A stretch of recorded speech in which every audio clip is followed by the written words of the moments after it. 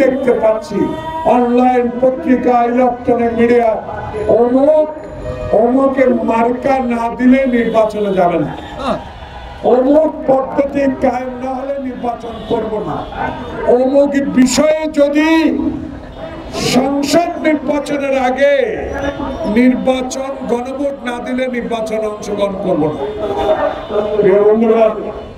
যারা এই সকল কথা বলেন, আপনাদের রাজনৈতিক মতাদর্শের প্রতি আমার সম্মান আছে, আপনাদের প্রতি আমার সম্মান আছে, কারণ আপনারা হাসিনা বিরোধী আন্দোলনে, এই স্বৈরাচারীকে বিদায়ের আন্দোলনে যে অভূতপূর্ব সাহস জুগিয়েছেন, বিএনপিকে সহায়তা করেছেন। আজকে আপনাদের বিষয়ে আমি এইটুকু বলতে চাই, প্রিয় বন্ধুগণ, দেশকে যদি ভালোবাসেন, দেশের মানুষকে যদি ভালোবাসেন, আর নির্বাচিত সরকারকে একদিনের বেশি আর ক্ষমতা রাখার দরকার নেই।